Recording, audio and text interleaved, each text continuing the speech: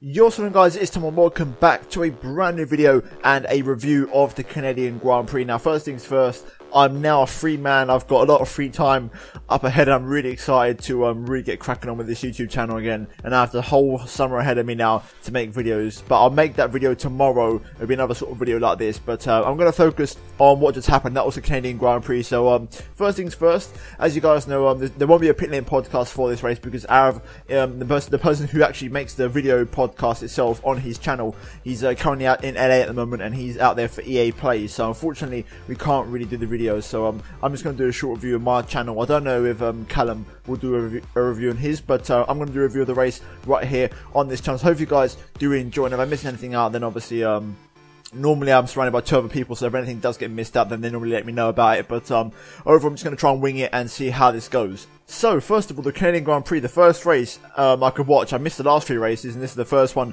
I've been able to watch for the first time. So, makes quite a change. I forgot what an F1 race live was like. But, nevertheless, I managed to just about get home in time for the start of the race. And, obviously, we had Danny Kvyat, who unfortunately had to get basically pushed into the pit lane so he could start from there because he had an issue. And eventually, then the race would get underway as per usual. And a quite an explosive start into the first couple of corners with Verstappen getting an incredible start, getting the jump on absolutely everybody, and getting up into second place ahead of Bottas.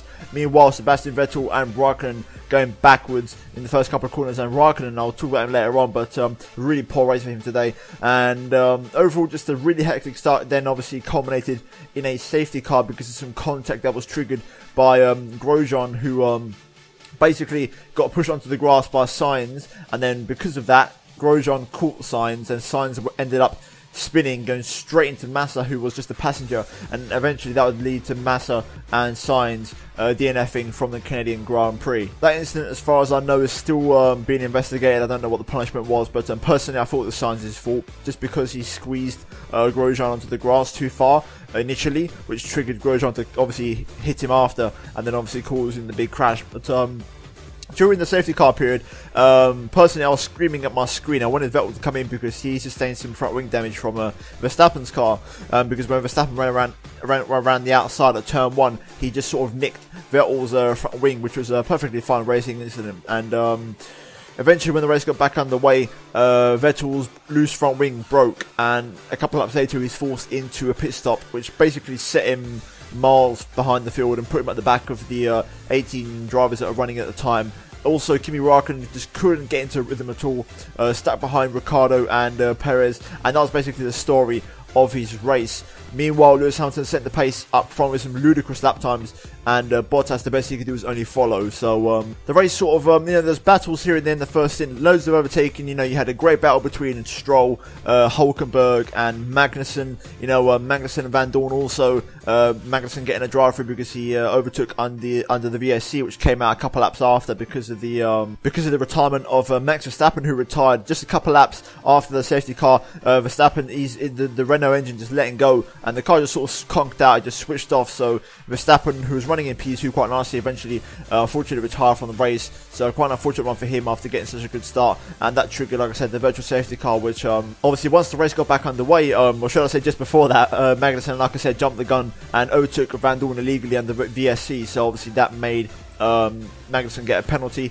Meanwhile, Hulkenberg also put in a really impressive performance today. Lance Stroll as well getting points in P9 coming into the race. And the main story of the race was basically Vettel trying to fight his way back through the field after that terrible bit of bad luck with the front wing in the first corner incident, and the race just kept on progressing nicely. There was battles all over the field, and we had the constant attention of Alonso, who was really doing a good job on the ultra softs, going 40 plus laps on those tyres, really trying to do a bit of different strategy and try and fight for some points, and he was doing really, really well until just 2 laps from the end, when unfortunately, once again, yeah, the McLaren Honda power unit just, yeah, we know how that one ends. So moving on, obviously going further into the race, going towards the latter stages of the race, Raikkonen really struggling with some pace, just couldn't seem to find any good strategy, and eventually Ferrari decided the best decision was to pit both of their cars and put them on 2-stop strategy, switching over to a used ultra soft, and Raikkonen actually put them to good work and caught up to the back of the train almost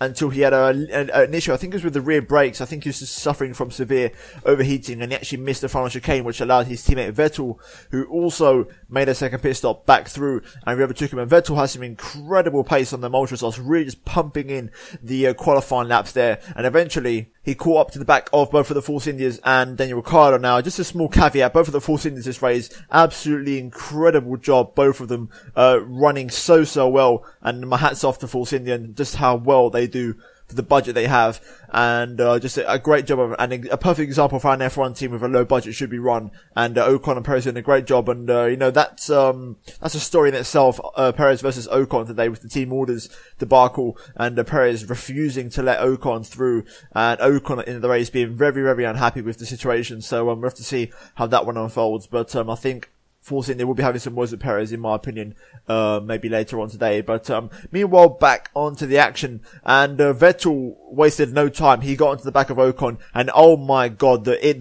got feisty. It got really tasty, and it was almost like Vettel was catching Ocon at the same time Ocon was catching Perez. And the second Ocon was going to try and launch a move on Perez and go up the inside, Vettel came as well, and it was almost like 3 wide into the first corner, and Vettel's so close to almost creating a massive crash, but somehow pulling it off and being absolutely ruthless in the process. And then eventually he would get past also Sergio Perez and come home for a brilliant P4. Ricciardo nursing the car home just about on a soft tire, which I don't think was the best decision for him in P3. And overall, the final order being Hamilton winning the race from Bottas, and then Ricciardo getting third place. Very good podium position for him, with Vettel in an incredible fourth place. Personally, much rather there between him and both of the Force Indias, because just incredible jobs all round.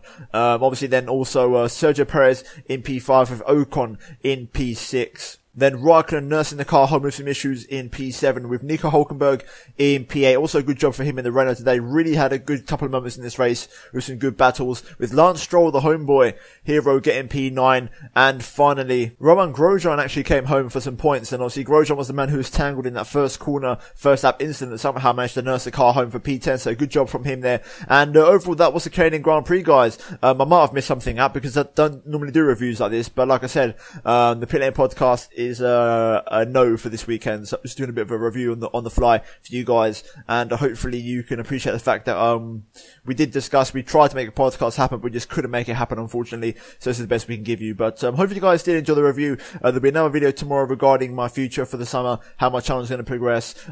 Just feel really happy and really motivated at the moment because I've just got a lot more spare time on my hands, and I can't wait to tell you guys about it. But nevertheless, that was a Canadian Grand Prix review, and hopefully you guys did enjoy it. Personally, I say an 8.5. Yeah, I say 8.5 out of 10 race. Really enjoyable race for me. I really enjoyed it, and hope you guys did too. If that was the case, then a thumbs up would be greatly appreciated on this video, guys, if you did enjoy it. And also, if you could subscribe to my channel down below, that'd be absolutely fantastic if you haven't done so already. Also, any of these videos on the screen right now that you may have missed, I do urge you to go check them out if you haven't done so already. But thanks for watching, guys, and I'll see you in my next video very soon. Goodbye.